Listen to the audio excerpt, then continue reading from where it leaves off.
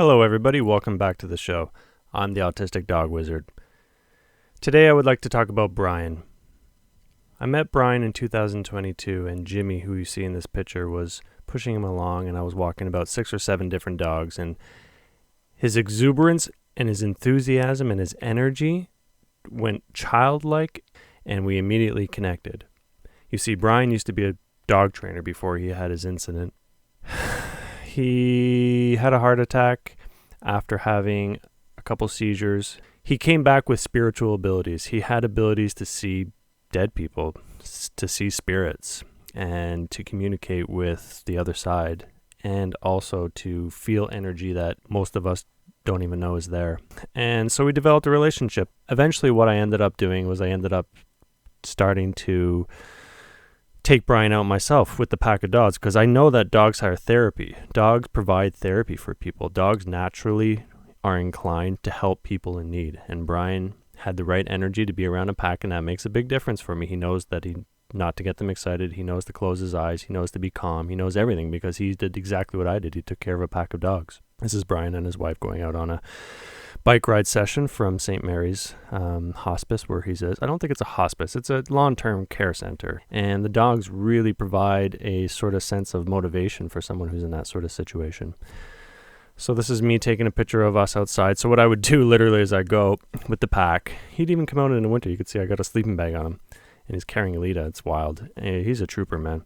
And I would put the pack outside of St. Mary's Hospital. I'd take 2 or 3 of the most rangy sort of dogs up, the ones that wouldn't do too well being left behind, and I'd go walk through the 4th level and go pick up Brian, and everyone would see the dogs, and it sort of became a routine because we did this for about 2.5 years. This is me picking up. You could see the emotion. That's the other thing that he came back with. He came back with an appreciation of life that I don't know whether he had before, because I never knew Brian before I met him in his wheelchair, but he had an incredible sense of emotional intelligence. He profoundly enjoyed life after, and I'm sure he did before, but also the dogs understand this joyfulness that he would exude every time he saw the dogs, and you can sort of see it in this picture. This is Jean. Jean was another person who lived at the care center with Brian, and Jean would actually come out with us a lot. So we'd just go around the block with him a couple times, and then I'd take Brian out on his adventures, and we would go out for adventures. Like, I'd take him for 3 hours. You know, I would go out and push Brian with the pack of dogs, and we probably do 10, 15 kilometers. Like, we put miles on that thing. What I wanted to do, there was a few reasons why I really enjoyed doing this. First of all, the dogs love helping people. Second of all, Brian benefited tremendously from this experience. And also, I wanted to inspire people by seeing what I was doing and sort of give people motivation to go help someone in need for themselves as well. And so it was a win-win-win. And it really did work. I think a lot of people were concerned because I was pushing so many dogs and pushing a wheelchair at the same time. But we generally, nothing ever really bad happened. Near the end, I'll explain why I had to stop taking Brian out. But in the near future, we're going to reconnect and get Brian back out. So what I would be able to do is I'd be able to just leave the pack with him, like see how they're tied to his chair, and I would literally just go inside and do what I had to do, or go pick up a dog, or I could just leave Brian, because what he would do is he would just lay back in his chair, and he'd put his head up and he'd just close his eyes. Perfect body language to calm dogs down. And he would maintain this energy, this calm, serene, beautiful energy that takes experience and it takes training. And I would just be able to leave him with the pack while I had to go do all the little things I had to do with the pack. And nothing ever bad happened when I left him alone, because he was trained. He was a dog trainer. He was a pack handler just like I was. And so we shared the same philosophy. And so it really worked out really well. So you could see he's wearing his pack leader shirt there, right? So that's Cesar Milan. If you look closely, you could see that it's a Cesar Milan shirt. No matter what dog we brought around Brian, they would be totally fine with him. And generally, because when people are in the same state of mind, the same energy frequency, dogs can be around anyone. He knew not to do any touch, talk, or eye contact, and he just knew how to be calm, and he knew how to communicate with energy. Even though he had lost most of his vocal ability and it was very difficult for him to speak, he still had the energy communication, telepathy, spiritual knowledge, highly intact. In fact, I would say it was enhanced through his experience. So here's another one. This is my house, and see the vehicle in the back is actually my landlord's vehicle when he passed away about 2 years ago. And Brian played a critical role in his transfer over to the other side. See, Brian could see dead people, so he would actually see Dave in the vehicle after he had passed, which meant his spirit was still around and it hadn't left. So that actually gave his family the motivation to do a ceremony for him in the house, a traditional native ceremony to allow him to make the journey across the Milky Way to the other side. This is Lita. Lita fell in love with Brian, and the relationship that they had together was beautiful. You could just see how happy she is. Dogs naturally have therapy abilities. Some dogs have more therapy abilities than others, and Lita is definitely one of those dogs, because Lita also had physical ailments in her past, that she's had many surgeries and she's had just medical procedures, and she's had a lot of different people care for her. And I've been told that from her previous life that people have had this type of connection that she has with Brian. This is Rhea. So you could just see that, he just has that connection with dogs, and the dogs really, really enjoy that. They love that connection that Brian would give to them. I like this picture. This is my favorite picture just because of the technique that I used. I just pulled the lens off the camera and I tilted it, so I only got him in focus, and he had a seriousness about him too. Brian had what Brian did for me was that he helped me grow in my life. Not so much just because I was bringing him out and doing the pack walks with him. He was a businessman in his life. He helped me make business cards. He helped me get a cell phone. He helped me learn that there was a way to make money, and that you have to actually have a plan. You have to, get a license, driver's license. You have to, I was just walking dogs with absolutely nothing. I was outside of society, just walking dogs. And he really helped me understand that there's more to life than just walking around dogs. You actually have to put a business plan together. And so Brian really helped me out in that regard. You could see how he's trying to actually help us here, right? He's trying to actually help me up the hill. I think there was a certain sense of him that he didn't want to admit it, but there was a certain sense in him that he just wished he could do more. He was about 58 when his incident happened.